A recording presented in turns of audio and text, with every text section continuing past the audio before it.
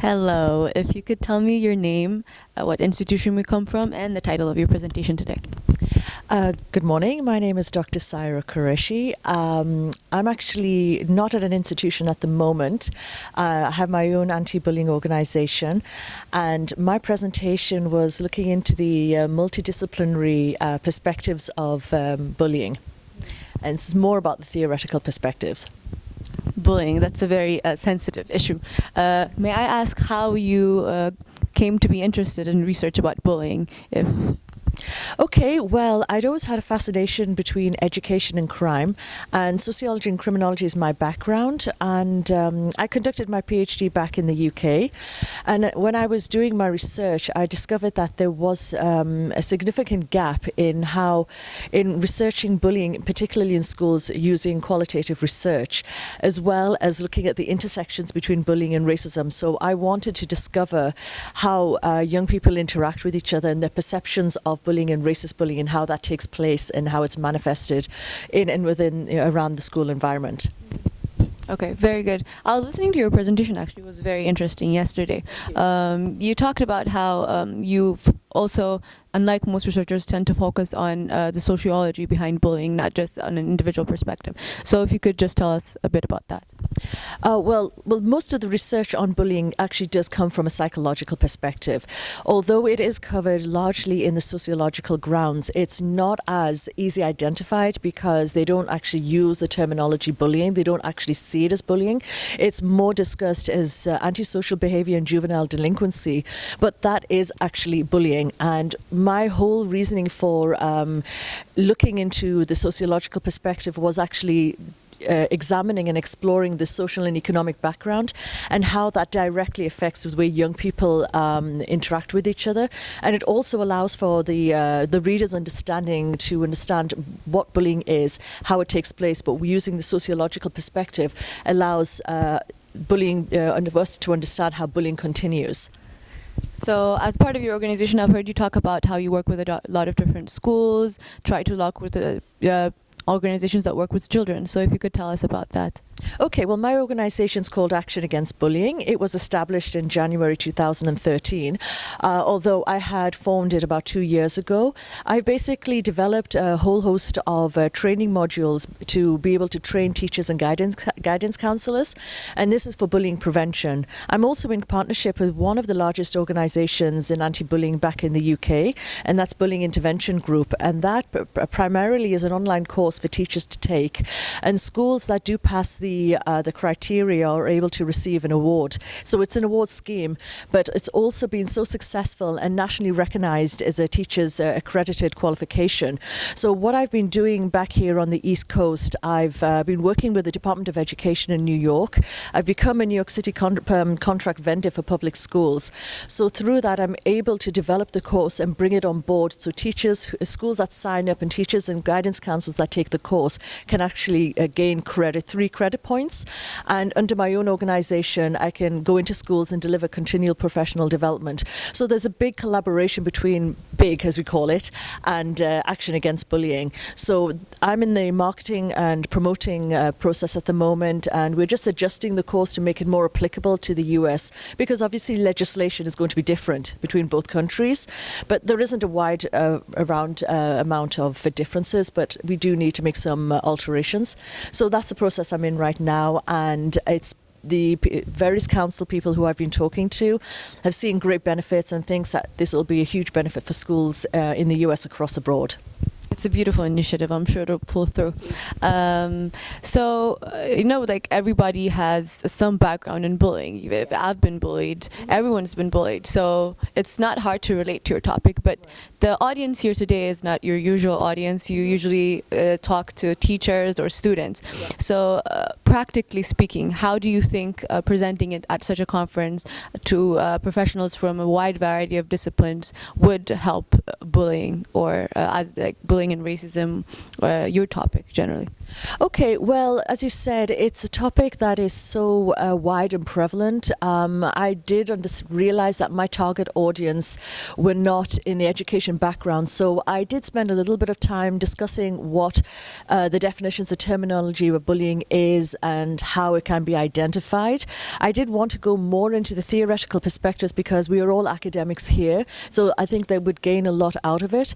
But because people they have their own children. There were some students present in the conference presentation yesterday. There are situation scenarios that they can relate to. And as parents, they will be able to take from my presentation how they can go back and speak with their young children. And it was generally creating that sense of awareness because adults forget what goes on in the school environment, and they really are not, they don't take the issue as serious, especially if, depending on how open they are with their children, what communication levels they have. Young people tend to keep most of their situations to themselves. If they're going to speak with anyone, it'll most probably be their friends. So it was very much creating that sense of awareness and giving them food for thought and allowing them to understand a whole different sort of environment and other than the workplace and atmosphere. We've had a whole host of conference presentations from all different disciplines and background. So I try to also tone down some of the academic language that I felt that they might not fully understand. Those coming from a sociological background would be able to understand some of the terminologies. And also, as I said, there were students here. So I try to make it as conversational as possible. So I think that's probably the best way I could have presented it yesterday. So now let's talk about your experiences at this conference. What did you think about the lots of different people who are presenting today, the different topics being covered? What was your take on the concept behind the conference? Okay, I thought it was a fantastic concept. Prior to coming to the conference, I had taken a look at the agenda. Economics and finance is not my thing, and I thought, oh goodness, I'm going to be asleep during some of these presentations, but I was strongly surprised. It's been fascinating. I've learned a lot for myself, and there's been some phenomenal presentations. I've enjoyed each and every one, and most of all, I've enjoyed meeting people from all different countries. A few more fellow Brits have been here as well, so that's been really encouraging too. But yes, overall, I've just been so pleasantly surprised about the different research backgrounds and the fact that I've been able to follow it and just not be bored. I've been engaged throughout. So, was there any specific presentation that really spoke out to you, really interested you? I did enjoy Dr. Burrell's presentation, and I also enjoyed Dr. Sean's presentation. He did it on the economic crisis of 2008. Those are probably the two that stood out the most for me, probably because it's completely polar opposite spectrum from myself, and and it's the fact that I kept up with it. I didn't switch off halfway, so otherwise I enjoyed them all, but those two really stood out for me. Okay, so how do you think society would benefit from an interdisciplinary conference like this?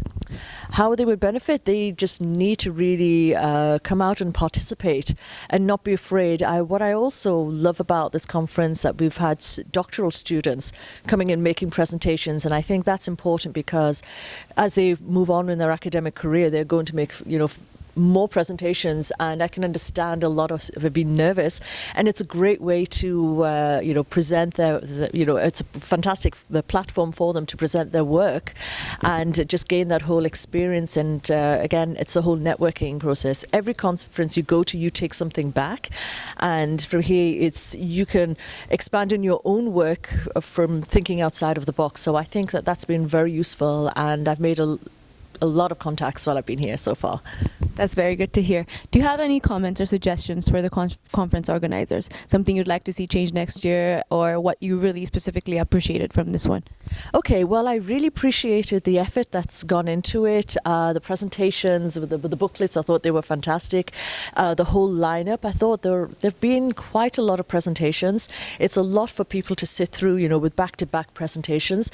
But what I really would love to see for next year's conference is a little bit more of a welcome address.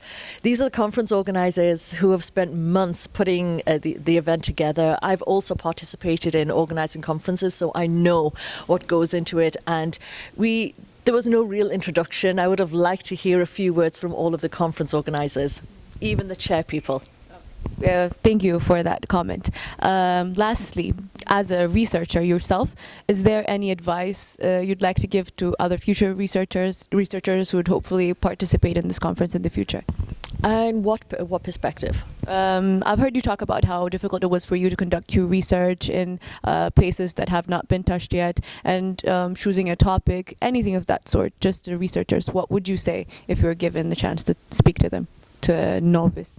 Okay, well, I first advise them that definitely choose a subject that they're incredibly passionate about, because it becomes all-consuming, especially after the write-ups, when you're in the write-up stage, to get it done as soon as possible, but to take significant breaks. That is crucial, because you do burn out. In the UK, they try to force us to finish the program in 3 years, but the vast majority don't.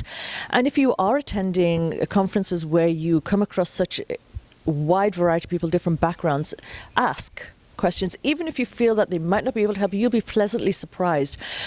You know, whether it's a social problem, something about their background. If they find somebody that's in a similar discipline, just go and ask them, because that's what we're there for.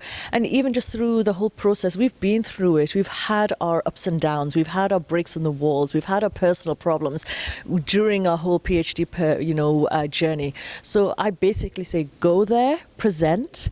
Don't feel nervous. Even if you fluff up, we all do. We all get nervous. Even I do. Every time I do a presentation, or when I was teaching at university, I have the goosebumps in the stomach. So just relax, and yes, ask, speak, and anything that's on your mind, just ask. Thank you for your time, for your participation, your great presence. We hope to see you at future conferences. Thank you very much, and thanks for inviting me. Thank you.